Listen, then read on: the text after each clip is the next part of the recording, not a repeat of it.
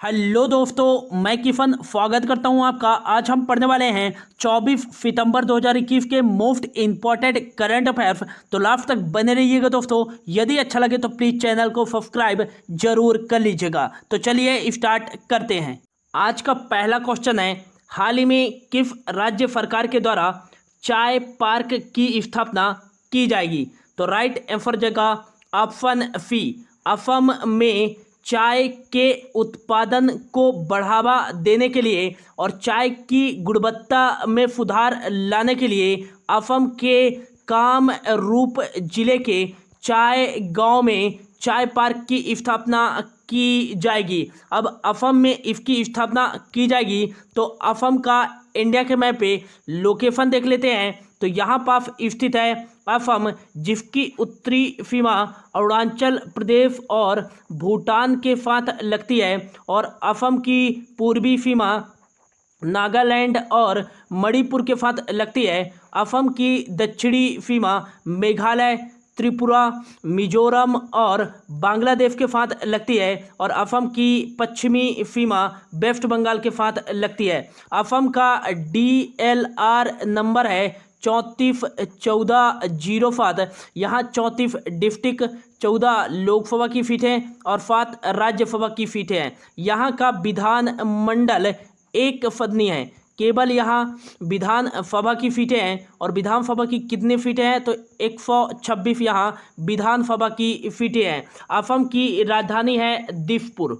दिसपुर यहाँ की राजधानी है और सबसे बड़ा जो शहर है वो है गुवाहाटी। गुवाहाटी को पूर्वोत्तर भारत का प्रवेश द्वार भी कहा जाता है। गोपीनाथ बारदलोई अंतर्राष्ट्रीय हवाई अड्डा ये कहाँ स्थित है? तो ये असम में ही स्थित है। और असम के मुख्यमंत्री वर्तमान में कौन है? तो हेमंत बिस्वा शर्मा यहाँ के मुख्यमंत्री हैं। और असम के गवर्नर कौन है? तो जगदीश मुखी असम के गवर्नर हैं। और जगदीश मुखी को हाल ही में कहाँ का एडिशनल गवर्नर नियुक्त किया गया है? तो इन्हें नागालैंड का एडिशनल गवर्नर नियुक्त किया गया है। असम में ही स्थित है Kaziranga national park. Kaziranga national park जो कि एक सींग वाले गैंडे के लिए प्रसिद्ध है और 1985 में विश्व विरासत सूची में शामिल किया गया था। और Dibru Saikhowa national park, Manas national park, Nameri national park, Orang national park और Raimona national park, Dehing Patkai national park, ये सभी नेशनल पार्क कहाँ स्थित हैं? तो असम में ही स्थित हैं। रायमोना नेशनल पार्क और देहिंग पटकाई नेशनल पार्क असम के नए नेशनल पार्क के रूप में बनाए गए हैं।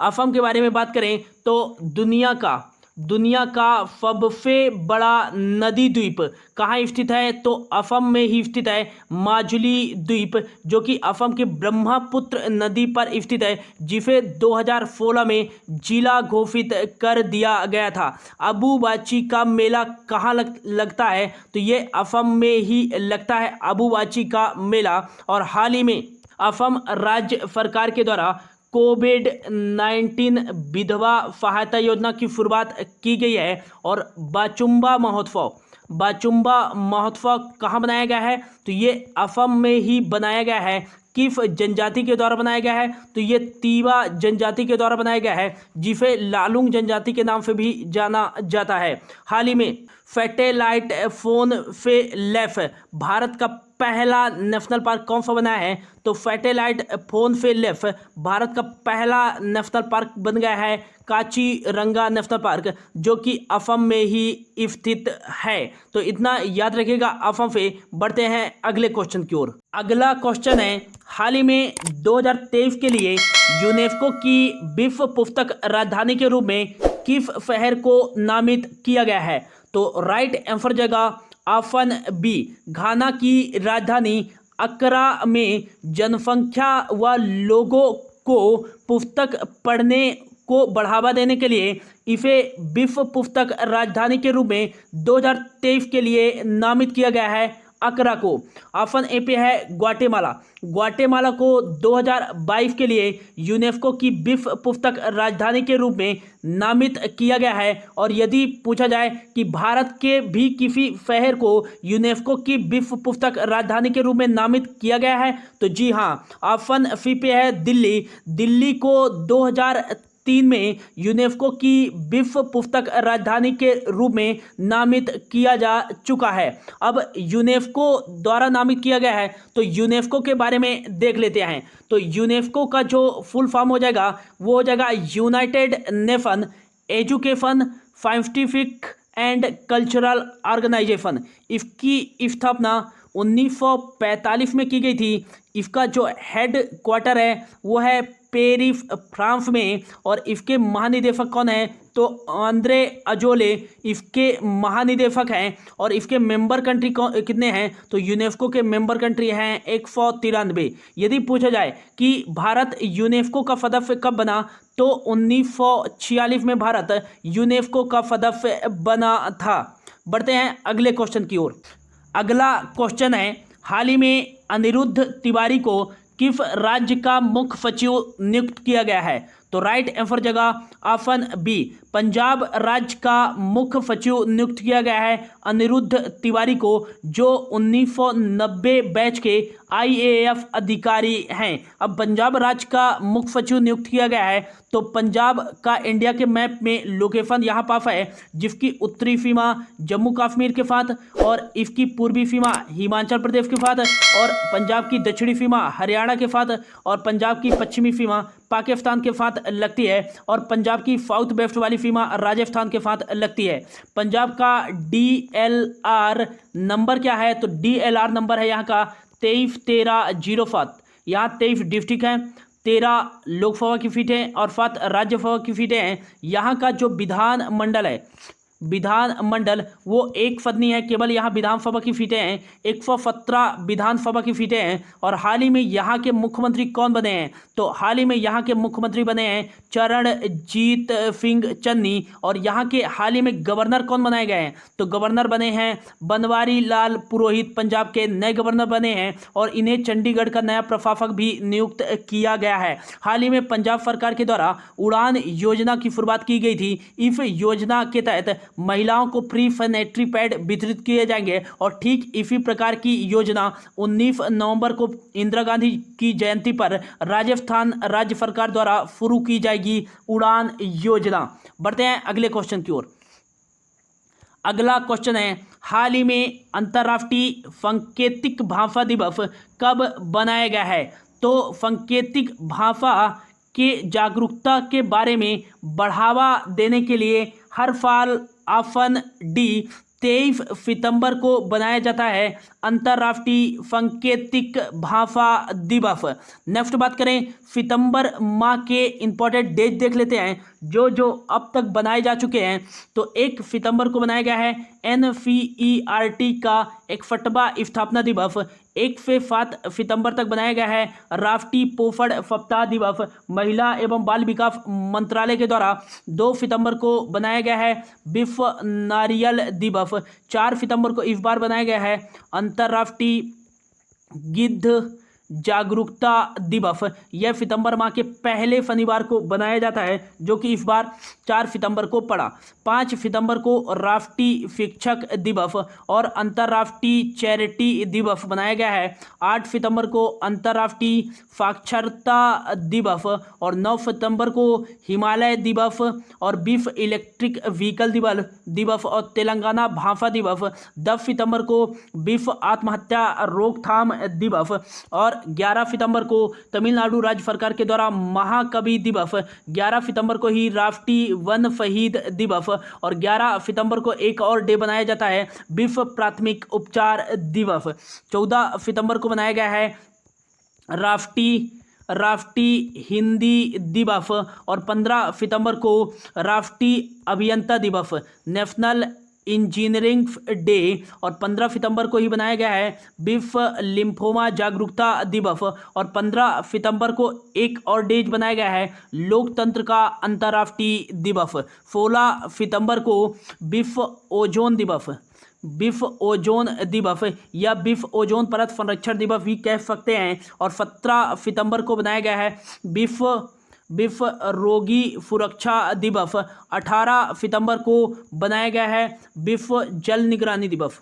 बिफ जल निगरानी दिवस, अंतर्राष्ट्रीय लाल पांडा दिवस और अंतर्राष्ट्रीय समान वेतन दिवस। और एक डे बनाया गया है बिफ बांस दिवस, वर्ल्ड बैम्बो डे। 18 सितंबर को ये चारों डे बनाए गए हैं। 21 सितंबर को बनाया गया है अंतर्राष्ट्रीय शांति दिवस, अंतर्राष्ट्रीय शांति दिवस। और 22 सितंबर को बनाया गया है विश्व गुलाब दिवस, ये भी याद रखिएगा। अब 23 सितंबर को अंतर्राष्ट्रीय सांकेतिक भाषा दिवस बनाया गया है।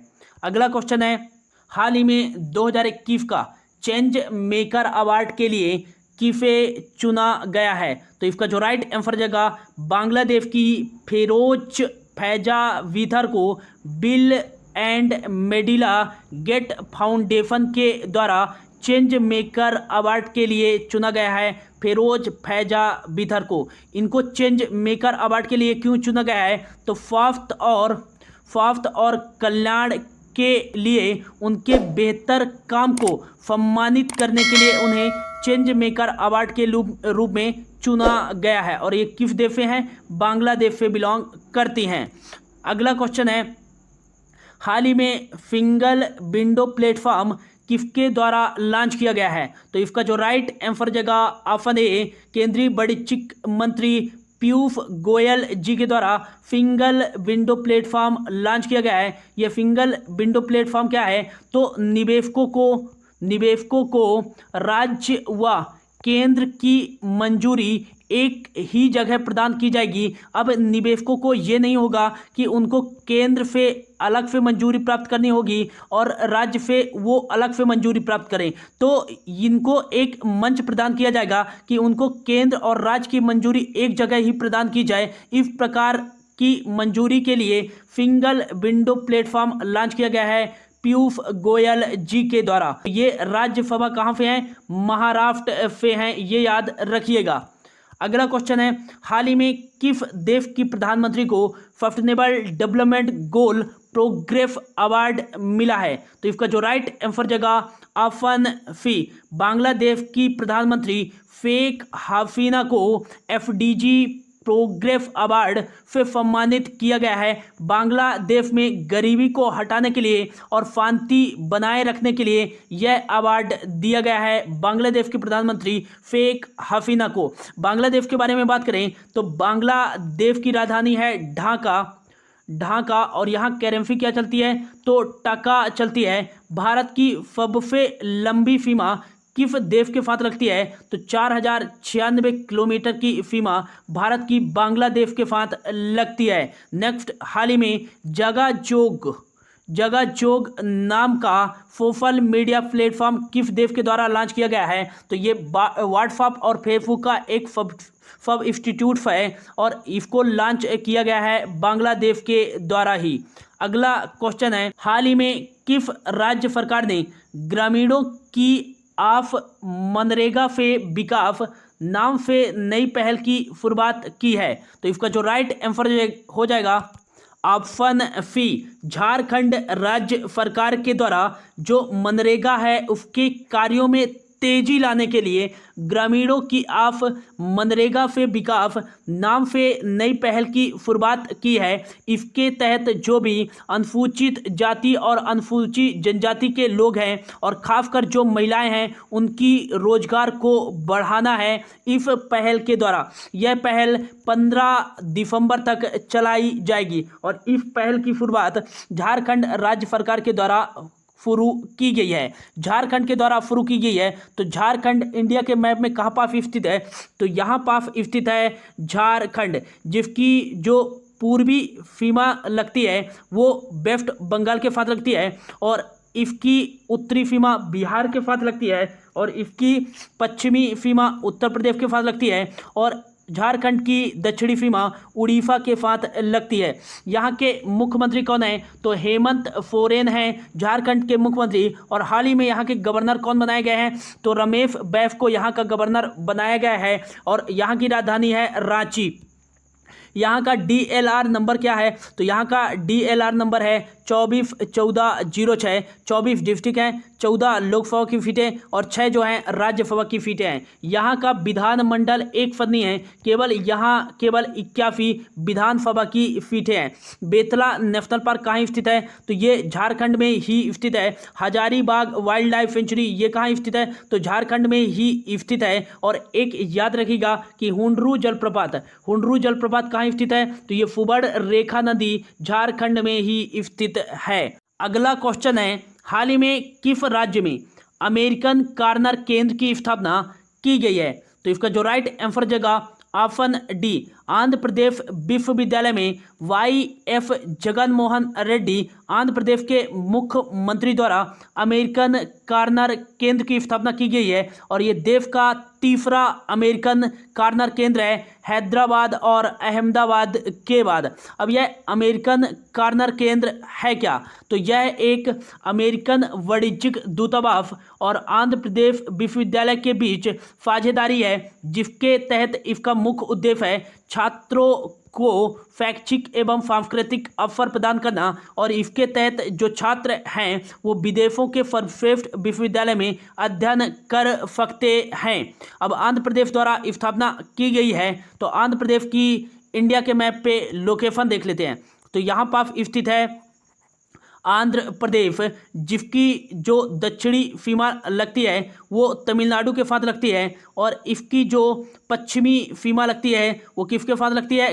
कर्नाटक के साथ लगती है। इसकी पूर्वी सीमा तेलंगाना और यहाँ पास स्थित उड़ीसा के साथ लगती है। और इसकी पूर्वी सीमा बंगाल की खाड़ी से लगती है। आंध्र प्रदेश के मुख्यमंत्री कौन है? तो YF जगनमोहन रेड्डी आंध्र प्रदेश के मुख्यमंत्री हैं। और यहाँ के गवर्नर कौन है? तो बिश्वभूषण हरिश्चंद्रन यहाँ के गवर्नर है। अमरावती यहाँ की राजधानी है आंध्र प्रदेश की। यहाँ का DLR नंबर है 132511। 13 डिस्ट्रिक्ट, 25 लोकसभा की सीटें और 11 राज्यसभा की सीटें हैं। यहाँ का जो विधान मंडल है वो 2 सदनी है। यहाँ विधानसभा की सीटें 175 और 58 विधान परिषद की सीटें हैं। और नेक्स्ट याद रखिएगा कि कुचिपुड़ी शास्त्रीय नृत्य किस राज्य का है? तो ये आंध्र प्रदेश का ही है। अगला क्वेश्चन है, हाल ही में दिल्ली विश्वविद्यालय के कुलपति के रूप में किसे नियुक्त किया गया है? तो इसका जो राइट आंसर जगह ऑप्शन बी, योगेश सिंह को दिल्ली विश्वविद्यालय के नए कुलपति के रूप में नियुक्त किया गया है। नीलिमा गुप्ता की बात करें तो इन्हें डॉक्टर हरि सिंह गौर जो विश्वविद्यालय सागर MP में स्थित है उसके कुलपति के रूप में नियुक्त किया गया है। और यदि पूछा जाए कि दिल्ली स्पोर्ट यूनिवर्सिटी के कुलपति के रूप में किसे नियुक्त किया गया है, तो ये याद रखिएगा ओलंपिक की पहली महिला भारतीय मेडल विजेता कर्णम मलेश्वरी को दिल्ली स्पोर्ट विश्वविद्यालय के कुलपति के रूप में नियुक्त किया गया है। तो ये था दोस्तों आज का करंट अफेयर्स। होप आपको अच्छा लगा होगा। Thank you so much for your watching.